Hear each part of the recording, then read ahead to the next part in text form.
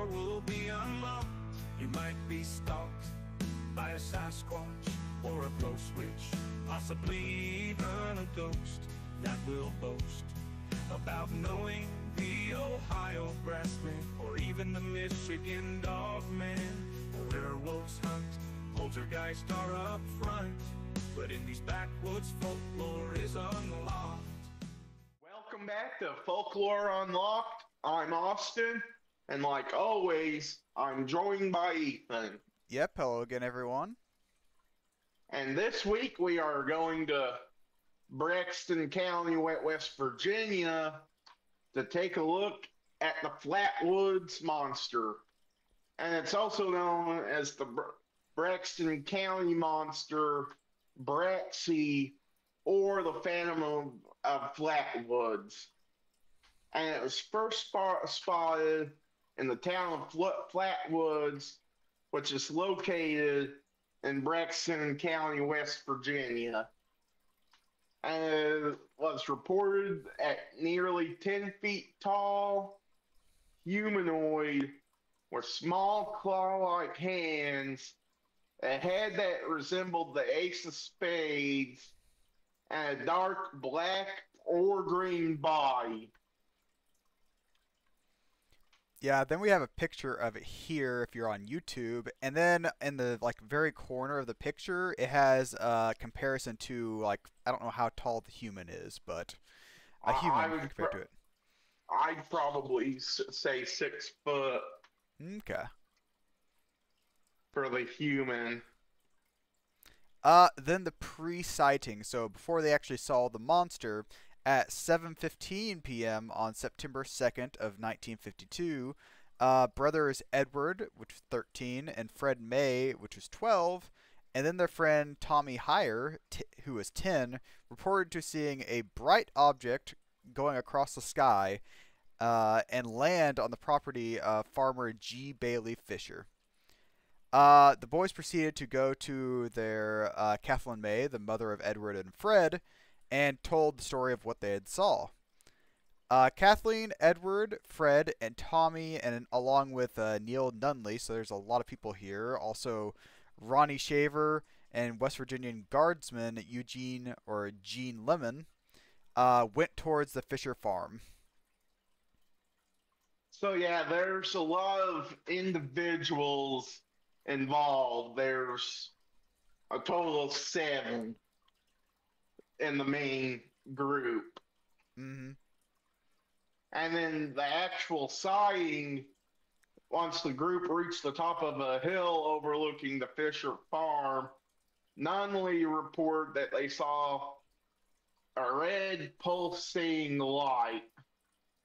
And Lemon says that he shined a flashlight in the direction of the light, of this red pulsating light, and momentarily saw a, quote, tall, man-like figure with a round, red face surrounded by a painted hood-like shape, end quote. And this is where the description of the figure standing close to 10 feet tall comes from, too. And the 7-person group also reported that pungent mist was also present. Yeah, and also according to the story, when the figure, when they saw the figure, I guess, it might have scared it or whatnot. Apparently it made a hissing sound and then glided toward the group, whereas Lemon screamed and dropped his flashlight, causing the group to run away. So it kind of seems like almost an attack kind of thing, or to scare them off. Yeah. During that night on September 12th of 1952, there was a meteor that was reported being seen in West Virginia, so that could attribute to part of the bits that they end up seeing, like the light that was possibly going across the sky might have been the meteor. But then there was also some aircrafts that were in the area that, have flashing red lights on them. And then the meteor plays into the first theory that some investigators believe. And they, like Ethan said, believe that the light in the sky was a meteor. And then the creature itself was a barn owl casted a shadow, making it appear as if there was the humanoid creature, with the mist being dirt and dust kicked up by the impact of the meteor. But yeah, if the barn owl had been in like possibly a tree or something like that, that could attribute to it being its 10 feet tall humanoid.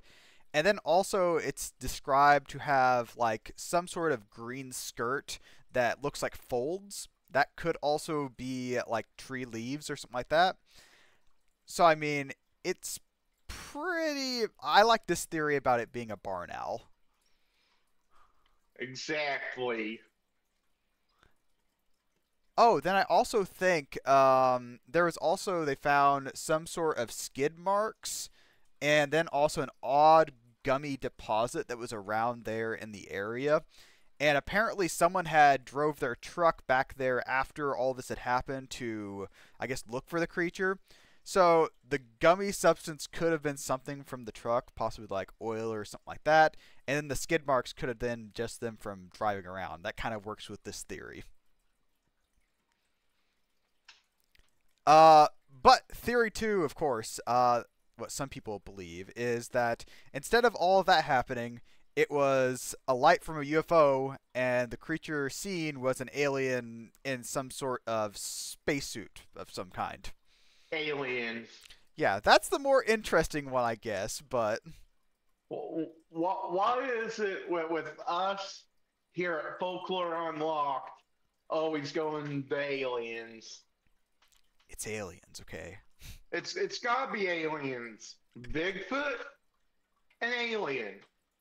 Ghost, interdimensional aliens. Nessie, believe it or not, possibly an alien.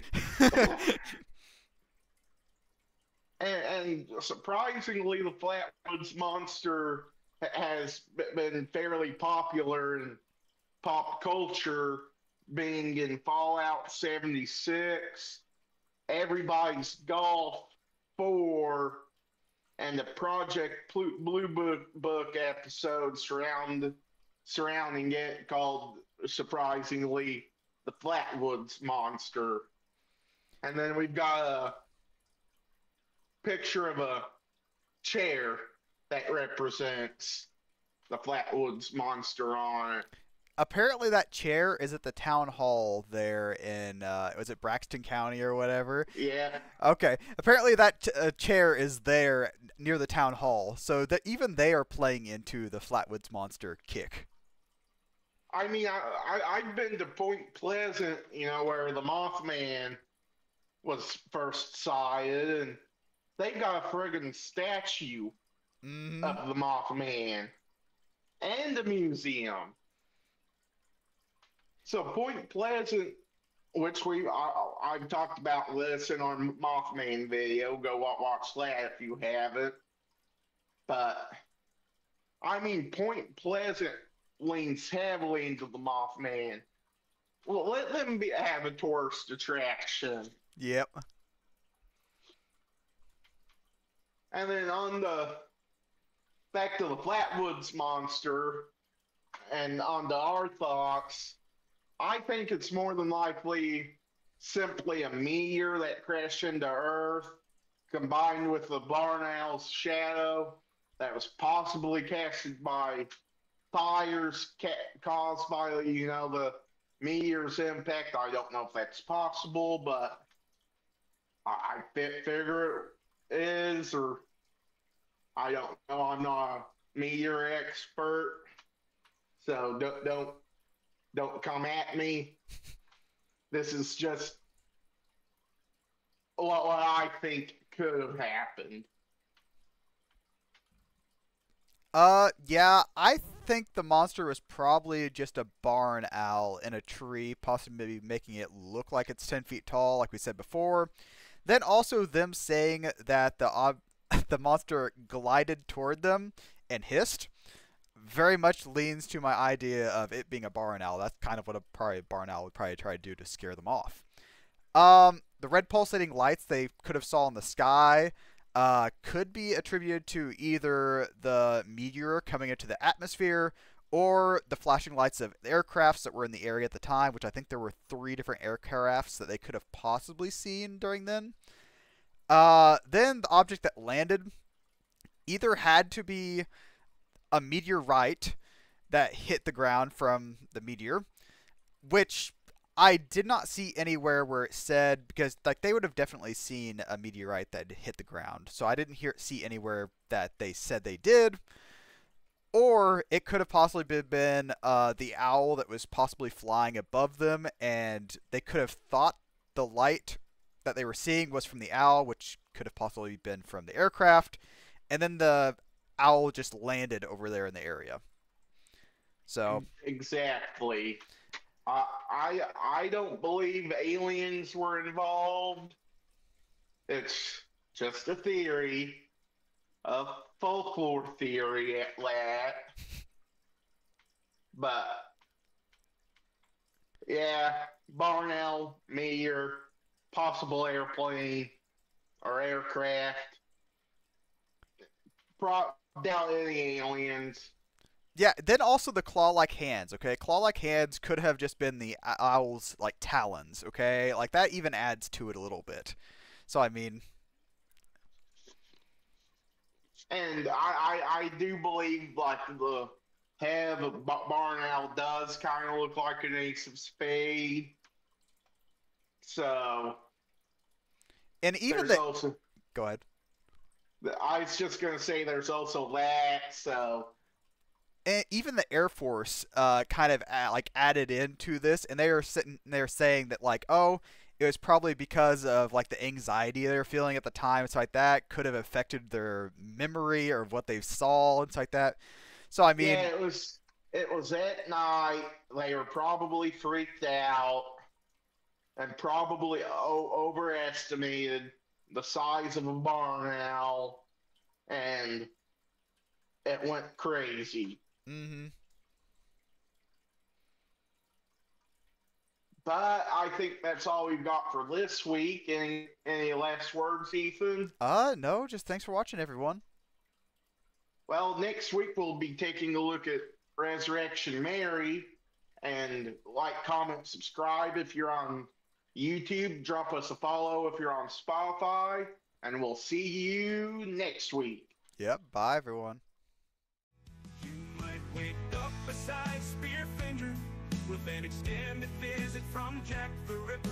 But if you're lucky, it'll be an angel on that range hill of Louisiana.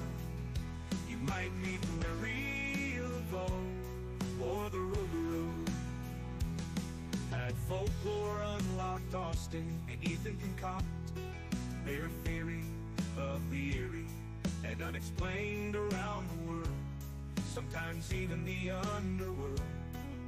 The lore is locked behind secrets, the folklore is meant to be unlocked. The Sokaloo is haunting NC as well as Tennessee. There are many giants that might be clients of the Dark Watchers, who might have psychokinesis. And the phantom time hypothesis is like the phoenix, coming back around again and again. Though there's a strain on your brain if you've got more than 2 brain cells in you. Some believe McCartney is dead because they read into the Mandela effect, which is subject to folklore.